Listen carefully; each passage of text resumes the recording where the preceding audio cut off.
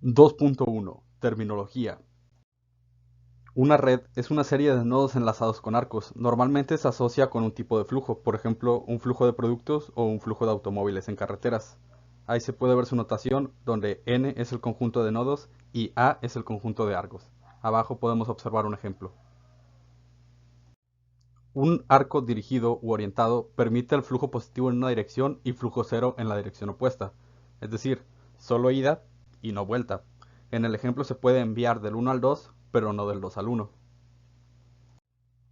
Una red dirigida es una red que tiene todos sus arcos dirigidos. Ahí podemos ver un ejemplo. Una ruta es una sucesión de arcos distintos que unen dos nodos pasando por otros nodos. Por ejemplo, ahí tenemos una ruta que une los nodos 1 y 5 pasando por el 3. Un ciclo es una ruta que conecta un nodo consigo mismo, pasando por otros nodos. En la imagen podemos ver que una vez se completa la ruta del nodo 1 al nodo 4, se regresa al nodo 1. Una red conectada es una red en la que cada dos nodos distintos están entrelazados al menos por una ruta. En la imagen podemos ver un ejemplo. Un árbol es una red conectada que puede consistir solo en un subconjunto de todos los nodos de ella, donde no se permiten ciclos.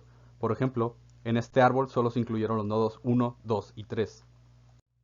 Un árbol de expansión es un árbol que enlaza todos los nodos de la red. Al igual que los árboles normales, tampoco permiten ciclos. Podemos ver un ejemplo ahí abajo. El tema 2.2 se llama Problema de la ruta más corta. Como su nombre lo dice, determina la ruta más corta entre una fuente y un destino en una red de transporte.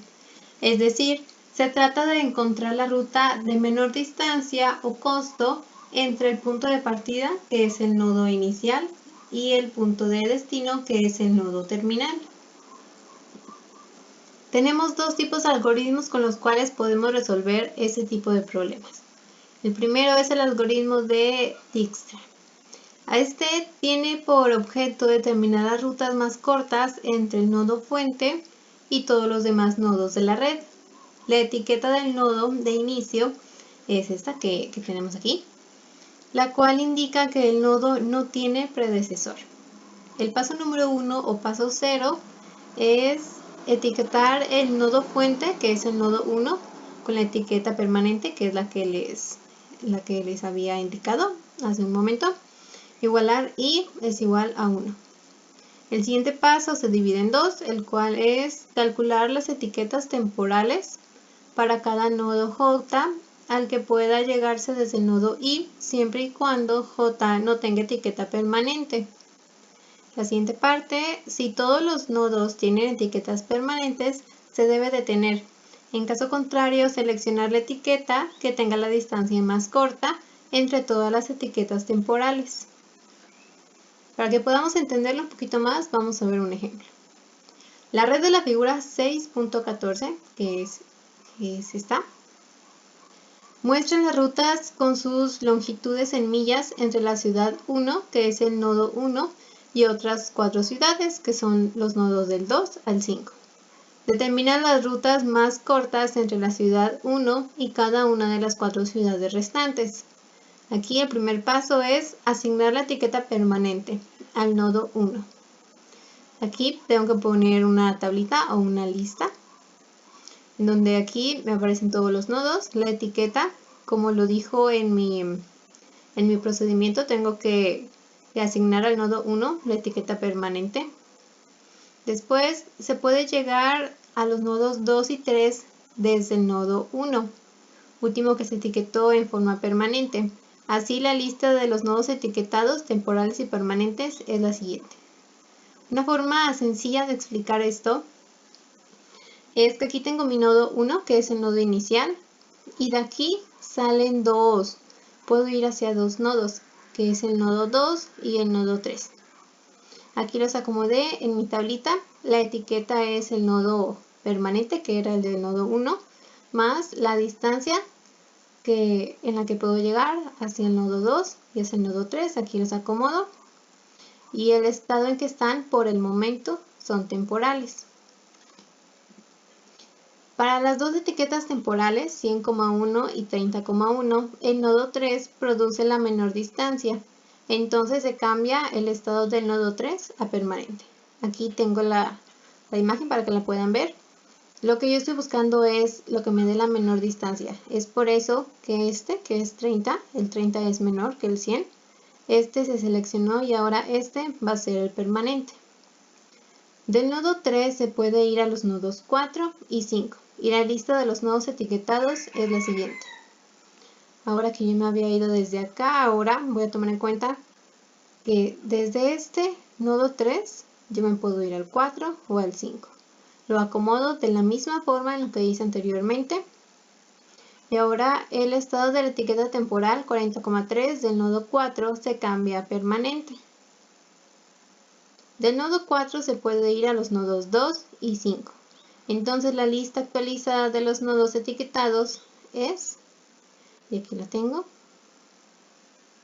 todos los mismos pasos que hice en los pasos anteriores es exactamente lo mismo que voy a ir haciendo. El nodo que yo esté seleccionando es el que ahora va a convertirse a permanente. Cuando yo tengo un nodo permanente ya no lo puedo cambiar a temporal. Este simplemente se queda así, como permanente. La etiqueta temporal del nodo 2, que es 100,1, en la interacción 2 se cambia a 55,4 en la interacción 3 para indicar que se ha encontrado una ruta más corta que pasa por el nodo 4. También en la interacción 3, el nodo 5 tiene dos etiquetas alternativas con la misma distancia. La lista de la interacción 3 indica que la etiqueta para el nodo 2 ya es permanente. Del nodo 2 solo se puede ir al nodo 3. Sin embargo, el nodo 3 tiene una etiqueta permanente y ya no se puede volver a etiquetar, por lo que les había dicho hace un momento. La nueva lista de etiquetas queda igual que la interacción 3, salvo que la etiqueta en el nodo 2 ya es permanente. Esto deja el nodo 5 como la única etiqueta temporal. Como el nodo 5 no conduce a otros nodos, su estado se vuelve permanente y el proceso termina. La ruta más corta entre el nodo 1 y cualquier otro nodo de la red se determina comenzando por el nodo destino o final y retrocediendo por los nodos con la información que dan las etiquetas permanentes. Por ejemplo, la secuencia siguiente determina la ruta más corta del nodo 1 al nodo 2. Aquí tengo todos los nodos que yo tengo en la tabla. Por lo anterior, la ruta buscada es 1 hacia 3, 4, 2, una longitud total de 55 millas, que es al final lo que yo tengo. Ahora vamos con el siguiente algoritmo, que es el algoritmo de Floyd. Este determina la ruta más corta entre dos nodos cualquiera de la red. Lo óptimo es reemplazar la ruta directa por una ruta indirecta. El primer paso es definir las matrices iniciales de distancias D0 y de secuencias de nodos S0, como se describe abajo. Los elementos diagonales se marcan con un guión para indicar que están bloqueados. En paso general K, definir el renglón K y la columna K como renglón pivote y columna pivote. Aplicar la operación triple a cada elemento de y j en dk-1 para toda i y j si satisface la condición esta que tenemos aquí. Se tienen que hacer los siguientes cambios, que es crear dk reemplazando d y j en dk-1 por d y k más dkj, o crear sk reemplazando s y j en sk-1 por k, en donde tenemos que igualar k es igual a k más 1. Aquí se puede explicar el paso K del algoritmo representado a dk-1 como se ve en la figura 6.20, que es esta figura que tenemos aquí. Aquí el renglón K y la columna K define el renglón y la columna pivote actuales. Acá está la columna y el renglón, aquí lo tenemos. El renglón I representa cualesquiera de los renglones 1 o 2 y K-1, y el renglón P representa cualquiera de los renglones K+1, K+2, etc. De igual modo, la columna J representa cualquiera de las columnas 1 o 2 y K-1, y la columna Q representa cualquiera de las columnas K+1, K+2, etc. Con la operación triple, si la suma de los elementos del renglón pivote y la columna pivote representados por los cuadrados que tenemos aquí en la figura es menor que el elemento de intersección asociado, que están representados en este caso por los círculos, entonces es óptimo realizar la distancia de interacción por la suma de las distancias pivote. Después de n pasos se puede determinar la ruta más corta entre los nodos I y J con las matrices de n y Cn con las siguientes reglas. La primera regla es en dn de IJ representa la distancia más corta entre los nodos I y J. La segunda es que en Sn se determina el nodo intermedio, K es igual a CIJ, que forma la ruta I hacia K hacia J. Si SIK es igual a K y SKJ es igual a J, se deben de tener, pues todos los nodos intermedios de la ruta se han determinado.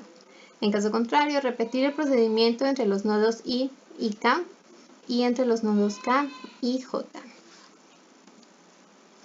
De igual manera, tenemos aquí un ejemplo en el cual el primer paso es las matrices D0 y S0 son la representación inicial de la red. D0 es simétrica, excepto que D53 pues es simétrica, porque no se permite tráfico del nodo 5 al nodo 3. Aquí tenemos la representación. Después igual a K a 1. El renglón y la columna pivote se ven en la matriz D0 con sombra ligera. Esta es la sombra ligera. Son el primer renglón y la primera columna. Las celdas más oscuras, que son D23 y D32, son las únicas que pueden mejorar con la operación triple. Así D1 y C1 y S1 se obtienen partiendo de D0 y S0 como sigue. Aquí me están diciendo estas dos. Estos cambios se muestran en negritas en las matrices D1 y S1, que son estas dos matrices. Ahora, C igual a K es igual a 2 para indicar el renglón y la columna con sombra ligera en D1. Se aplica la operación triple a las celdas más oscuras de D1 y S1. Los cambios que resultan se indican con negritas en estas matrices. Después igual a K a 3, como indica el renglón y la columna sombradas en DS. Al igual, lo mismo que acá, las nuevas matrices son D3 y S3. C igual a K es igual a 4. Como se indica en el renglón y la columna con sombra ligera en D3, las nuevas matrices son D4 y S4, que son estas. Después C igual a K a 5, como se ve en el renglón y la columna sombrada de D4, sombrada en la columna D4. No hay mejoras posibles en esa interacción. Por consiguiente, D5 y S5 son iguales a D4 y S4. Las matrices finales D5 y S5 contienen toda la información necesaria para determinar la ruta más corta entre dos nodos cualesquiera de la red. Por ejemplo, para determinar la ruta más corta del nodo 1 al nodo 5, primero se ve la distancia asociada de D15, que es igual a 12 millas. Para determinar la ruta asociada, recuérdese que un segmento IJ representa un enlace directo solo si ese IJ es igual a J. En caso contrario, I y J están enlazados mediante al menos un nodo intermedio. Como S15 es igual a 4, la ruta inicial es 1 hacia 4 hacia 5. Ahora bien, como S14 es igual a 2 de 4, el segmento 1, 4 no es un enlace directo y 1 hacia 4 se debe reemplazar por 1, 2, 4. La ruta 1, 4 y 5 se transforma ahora en 1, 2, 4 y 5. 2.3. Problema de árbol de mínima expansión. Los problemas de recorrido mínimo, los que también son conocidos como problemas de árbol de mínima expansión, forman redes no dirigidas donde cada rama tiene un costo no negativo asociado a ella. El procedimiento para realizar este tipo de problemas son: número 1. Se selecciona arbitrariamente cualquier nodo de la red para iniciar. Número 2. Se analizan las ramas que conectan al nodo inicial elegido en el paso anterior con nodos no conectados todavía a la red y se selecciona la del costo mínimo. En caso de empate, se escoge al azar. Número 3. Con los dos nodos conectados en los pasos anteriores, buscar la rama más económica que conecta cualquiera de ellos con un nuevo nodo no conectado. Este procedimiento se repite hasta que todos los nodos de la red hayan quedado unidos, momento en el cual habremos hallado la red óptima. A continuación, se explicará un ejemplo aplicando los pasos anteriores. La compañía Teléfonos Eficientes está buscando la forma más económica de conectar el servicio telefónico para 6 poblaciones del medio rural. En la siguiente figura se muestra un diagrama de las poblaciones representadas por círculos, mientras que los números que aparecen en las ramas de conexión entre ellas son los costos de conexión del servicio entre las dos poblaciones. Elegiremos arbitrariamente al nodo de la loma como el inicial para este caso. Hay 3 ramas que conectan al nodo de la loma con otros nodos, los cuales son el monte con un costo de 25, Ojitos con un costo de 16, el matorral con un costo de 28. Se selecciona la rama de conexión con Ojitos por ser la de costo mínimo y queda de la siguiente manera. Del nodo de la loma hay 2 ramas de conexión con nodos no conectados a la red, las cuales son la rama de conexión con el monte con un costo de 25 y la del matorral con un costo de 28.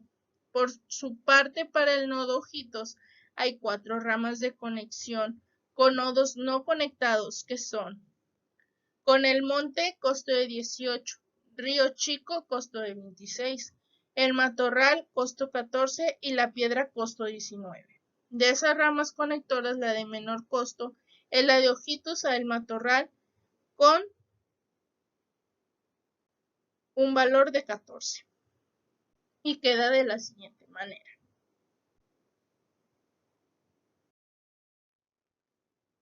Revisar las ramas que conectan a cada uno de estos 3 nodos con un nodo aún no conectado. Para el nodo de la loma se tiene solo a la rama de conexión con el monte con un costo de 25. Para el nodo del matorral se considera la rama que lo conecta con la piedra con un costo de 40.